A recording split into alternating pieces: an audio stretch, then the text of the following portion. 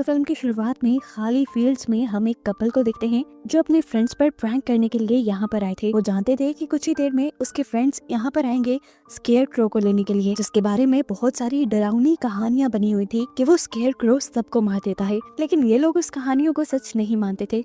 ये दोनों तो यहाँ पर कुछ डरावने मास्क भी लेकर आए हुए थे जिनसे इन्होंने अपने फ्रेंड्स को डराने का प्लान किया हुआ था। पहले ये अपने पीछे बने स्केयर क्रो को देखते हैं, फिर पास बने एक शेड में चले जाते हैं। अपने बनाए प्लान के मुताबिक वो सबको डराने के लिए शेड के ऊपर जाना चाहते थे एक लकड़ी की पुरानी सीढ़ी की मदद से, लेकिन वो सीढ़ी टूट गई। ये दोनों नीचे गिर गए, वो भी बहुत बुरी तरह से कि नीचे वुडन फ्लोर भी टूट गया और फ्लोर के प्लैंक्स जाकर लड़की की टांग में धंस गए। खून पानी की तरह बह रहा था।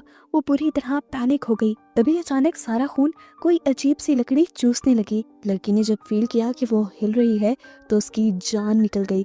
उसने जोर से चीख मारी। इससे पहले कि लड़का उसकी चीख पर रिएक्ट करता, लकड़ी से बना एक अजीब सा टेंटिकल आकर उसके सर में स्टैब कर देता है और उसे जान से मार देता है, जिसके बाद उसने इस लड़की को भी मार दिया। साफ पता चल रहा था कि जिस स्केयर क्रो की डरावनी कहानियां सुनकर वो यहाँ आए थे वो सब सच थी।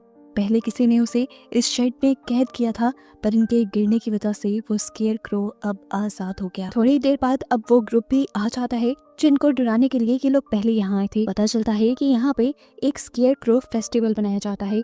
पहले वो इन फील्ड्स में मनाया जाता था, पर अब ये फील्ड्स बिक जाने की वजह से ये फेस्टिवल इस मर्तबा शहर में मनाया जाएगा।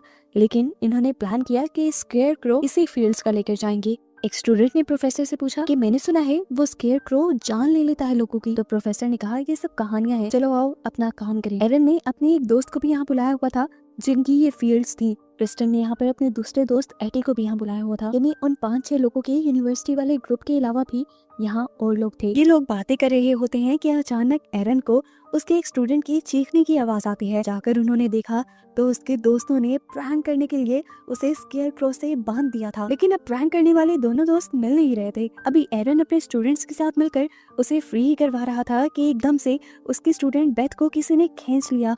वो तेजी से पीछे की तरफ बढ़ रही थी। एरन उसे पकड़ने के लिए गया और पीछे से अपने स्टूडेंट्स को कहकर गया यहाँ से कहीं मत जाना। लेकिन इन स्टूडेंट्स ने बात नहीं मानी और वो कहीं और चला गया। यहाँ पे देखा कि बेथ को तो क्रिस्टन ने पकड़कर बचा लिया था, लेकिन अब क्रिस्टन को ही कोई खींचने लगा। एरन ने क्रिस्टन का हाथ पकड़कर उसे बहुत मुश्किलों से बचाया और भागकर ये लोग स्केयर क्रो के पास आए जहाँ पर बाकी लोग थे। यहाँ से केल्विन गायब था। ये लोग आगे बढ़े तो इन्हें केल्विन भी गिरा हुआ मिला। उसे उठाकर ये लोग भागकर फील्ड से बाहर निकल आए। फील्ड से बाहर निकलकर ये लोग एक शेड में आ गए और इन्होंने दरवाजा बंद कर लिया। इन्हें लगा कि शायद मुसीबत टल गई है, लेकिन ऐसा नहीं था। कोई पीछे से जोर जोर से दरवाजा बैंग करने लगा। इन्होंने अब दरवाजे और खिड़कियां सील करने का सोचा। इससे पहले कि यहाँ से कुछ चीजें उठाकर वो सील कर पाते, खिड़की के ऊपर इनकी एक साथी का कटा हुआ जिस्म लटक जाता है। इन्हें किसी ने उसका मर्डर कर दिया था और उसका सर काट के उसकी बॉडी को यहाँ लटका दिया था। उसे देखकर सबका डर से बुरा हाल हो जाता है। सब शॉक में रह जाते हैं। इससे पहले कि आगे जाकर उस बॉडी के साथ कुछ करते, उसी बॉडी को कोई खींच कर ले गया। सभी की हालत डर से बहुत ज्यादा खराब हो चुकी थी। इन लोगों ने खिड़कियों को सील करने का काम जारी रखा और क्रिस्टन के फोन से पुलिस को कॉल करने की कोशिश की, लेकिन यहाँ पर सिग्नल्स भी नहीं थे। केविन अपने बचाव के लिए यहाँ पर चीजें ढूंढने लगा। उसे एक गन, एक गोली के साथ और मिट्टी का तेल मिल गया जिसे वो अपने बचाव के लिए इस्तेमाल कर सकते थे। अब सब यही सोचने में लग गए थे कि आखिर उनके पीछे पड़ कौन गया है। एक लड़की कहती है स्केयर क्रो, क्योंकि स्केयर क्रो की वजह से ही इस जगह को बहुत ज्यादा हॉन्टेड समझा जाता है। क्या पता वो कहानियां सच हों जो इन्होंने सुनी हुई हो, लेकिन एरन इस मर्तबा भी कहता है कि ये सब बकवास है। हो सकता है जिसने इन सबको मारा वो कोई एक जानवर हो, कोई जंगली जानवर। बेथ और क्रिश्चियन जिसको उस अजीब सी एंटिटी ने खींचा था, उसका हुलिया उन्होंने केल्विन को बताया और केल्विन ने स्केच किया तो ये लोग बुरी तरह डर गए। वो बिल्कुल स्केयर क्रो की तरह दिख रहा था और ज्यादा किसी घोस्ट की तरह लग रहा था। स्केच बना देखने के बाद तो बेथ की हालत ज्यादा खराब होने लगी थी। उसने सोचा कि दिन में अगर ये हाल है तो रात में तो वो हमें नहीं छोड़ेगा, उसकी पावर्स भी तो ज्यादा हो जाएंगी। बेथ इन सब लोगों से कहती है कि हमारे यहाँ से निकलना ही बेहतर है, लेकिन ये निकलते कैसे? बस के जरिए, जिसकी चाबियां उस लड़की के पास थी जिस लड़की का मर्डर हो गया।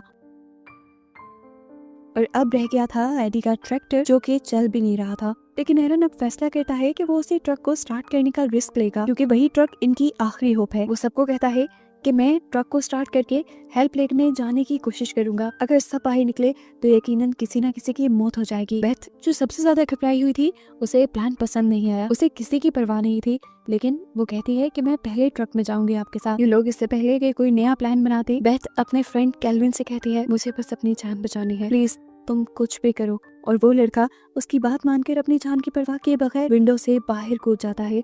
एरन के जाने से पहले ही वो अब ट्रक में चढ़ गया, लेकिन ट्रक स्टार्ट करने की कोशिश की तो ट्रक स्टार्ट ही नहीं हुआ। और अब ट्रक की विंडो पे हमें पहली मर्तबा स्केयर क्रो को दिखाया गया। कैल्विन तो उसे देखकर घबरा गया। उसे बचाने के लिए उसका ग्रुप बाहर निकला। एडन ने उसे मारने के लिए गोली चलाई, लेकिन गन बैकफायर कर गई। क्रिस्टन ने केरोसिन और आग ट्रक तक फेंकी, लेकिन उसमें स्केयर क्रो नहीं मरा, बल्कि उनकी आखिरी उम्मीद ट्रक ही जल गया। सभी लोग अब बाहर आ चुके थे और वापस अंदर नहीं जा सकते थे, क्योंकि एंट्रेंस पर ही स्केयर क्रो आ गया था। अब ये लोग भागकर एक दूसरे शेड की तरफ गए, जिस शेड के अंदर से मूवी के स्टार्ट में वो स्केयर क्रो बाहर निकला था। इसका फ्लोर बहुत खस्ता था। इन सब लोगों के जाते ही इनके वजन से वो टूट गया। यहाँ आते ही ये लोग घबरा गए, क्योंकि इनको पहले मरे हुए दोनों लोगों की लाशें बुरी हालत में दिखाई दी, जिसमें से एक लाश तो आधी खाई जा चुकी थी, जिसे स्केयर क्रो नहीं खाया होगा। ये सभी लोग इस कड़े में आकर और ज्यादा परेशान हो गए थे। वो समझ गए थे कि स्केयर क्रो को यहीं बंद किया गया होगा, और अगर वो यहीं रहे तो बड़ी आसानी से स्केयर क्रो का शिकार बन सकते हैं। इसलिए इन्होंने फैसला किया कि ये लोग वापस ऊपर जाएंगे। एक लकड़ी के साथ रस्सी बांधकर इन्होंने ऊपर की तरफ फंसाई और उसके जरिए ऊपर चढ़ने लगे, और फिर उसी रस्सी के सहारे एक एक करके ये सभी लोग बाहर निकल आए। पास से गुजरता हुआ पुलिस ऑफिसर उनके ट्रक को जलता देखकर इन्हीं फील्ड्स के अंदर आ जाता है, चेक करने के लिए कि आखिर यहाँ चल क्या रहा है। इन लोगों ने ऑफिसर को देख लिया। ये लोग ऑफिसर को वार्न करने के लिए वेपन्स लेकर बाहर निकल आते हैं, लेकिन तब तक देर हो चुकी थी। स्केयर क्रो नीचे जमीन से निकल आया था। ऑफिसर भी उसे देखकर डर गया और उसने फौरन अपनी गन निकाल कर स्केयर क्रो को शूट करने की कोशिश की और जल्दी से सामने वाले शेड में चला गया। स्केयर क्रो भी उसके पीछे गया और बस फिर ऑफिसर की चीखें ही सुनाई दी। ऑफिसर के मरने का इनको दुख तो था, लेकिन पॉजिटिव चीज ये हुई थी कि वो ऑफिसर कार पे था, जिसके कार को लेकर ये लोग यहाँ से भाग सकते थे। अब कार की चाबियां ऑफिसर की जेब में हो सकती थी, जिन्हें लेने के लिए ये भी शेड के अंदर आ जाते हैं। खैर, अंदर जाकर इन्होंने ऑफिसर की जेब से चाबी तो ले ली, लेकिन पीछे से दीवार को क्रॉस करते हुए उस स्केयर क्रो ने क्रिस्टन के मुंह को जकड़ लिया। उसके लकड़ी जैसे टेंटिकल उसके पूरे मुंह पे थे। क्रिस्टन को बचाने के लिए एक लड़का अपनी शॉटगन लेकर यहाँ आया और उसने धड़ाधड़ स्केयर क्रो पर गोलियां चला दी, ये जाने बगैर कि इन गोलियों से उसका कुछ बिगड़ने वाला नहीं था। उल्टा बस इस लड़के ने स्केयर क्रो के गुस्से को ललकार दिया था और स्केयर क्रो ने अब उसे ही जान से मार डाला। अब अपनी जान बचाते हुए ये 5 बचे हुए लोग जाकर कार में बैठ गए और उन्होंने यहाँ से निकलने की कोशिश की, लेकिन स्केयर क्रो अब इनकी कार के सामने आ गया। एडी ने होशियारी दिखाने की कोशिश की और इस स्केयर क्रो को अपनी कार के नीचे कुचलने का फैसला किया, लेकिन जैसे ही ऐसे किया तो स्केयर क्रो ने इनकी गाड़ी साइड पे कर दी और गाड़ी इनकी दरख्त से टकराकर खराब हो गई। इनका फ्यूल टैंक भी अब लीक होने लगा था। एडी जो ड्राइव कर रहा था उसकी हालत बहुत खराब थी, उसे बुरी चोट आई थी। क्रिस्टन अपनी शर्ट उतार कर देती है उसका ब्लड रोकने के लिए और एरन उसकी शर्ट से एडी को पट्टी बांध देता है। इन्हें अभी भी कहीं ना कहीं लग रहा था कि इन्होंने स्केयर क्रो को मार दिया, लेकिन ऐसा नहीं था। अचानक से स्केयर क्रो ने आकर पीछे से क्रिस्टन को पकड़ लिया। अगर इन्हें स्केयर क्रो से बचना था तो इस कार से निकलकर भागना था, लेकिन एडी कैसे भागता? एडी तो जख्मी था। अब उसने अपने आप की कुर्बानी देकर सबको बचाने का फैसला किया। एडी ने अपने आप को कार से नीचे धकेल दिया और एकदम से स्केयर क्रो को पकड़कर वो कार के नीचे आकर उसने अपना लाइटर चला लिया। वहाँ पे पेट्रोल पहले ही लीक था। कार के साथ साथ एडी भी ब्लास्ट हो गया, लेकिन स्केयर क्रो मरा या नहीं ये कोई नहीं जानता था। इनमें से बेथ तो कुछ ज्यादा ही डरी हुई थी। भागकर पीछे देखे बगैर वो आगे आ गई। उसने ये भी नहीं देखा कि उसके साथी आ भी रहे हैं कि नहीं। थोड़ी ही देर में एरन भी बाकी लोगों को लेकर वहां तक पहुंचा जहां पर बेथ थी। ये एक घर था। इन्होंने मदद मांगने के लिए दरवाजा नॉक किया, लेकिन कोई रिस्पॉन्स नहीं मिला। अंदर एक फोन भी नजर आ रहा था जिससे ये लोग मदद बुला भी सकते थे, इसीलिए क्रिस्टन ने दरवाजा तोड़ा और ये लोग अंदर आ गए। घर के दरवाजा तोड़ने की आवाज से घर का ओनर भागकर गन उठा लाया। वो इन्हें चोर समझ रहा था, लेकिन इन्होंने अपनी सारी कंडीशन बताई कि वो लोग तो यहाँ करीबी फील्ड से बच बचा कर पहुंचे हैं। क्रिस्टन इस आदमी को बताती भी है कि वो फील्ड्स उसी की हैं। क्रिस्टन जब अपने डैड का नाम बताती है तो यह आदमी उसे पहचान भी लेता है। क्रिस्टन ने उस बूढ़े आदमी को बताया कि अजीब सी कोई शैतानी चीज हमारे पीछे पड़ गई है। उसने हमारे कई साथियों को मार दिया है और वो अब हमारे पीछे है। बस इतना कहना था कि वो ओल्ड मैन सब समझ गया और उसने बताया कि वो सबके पीछे नहीं, बस तुम्हारे पीछे है क्रिस्टन।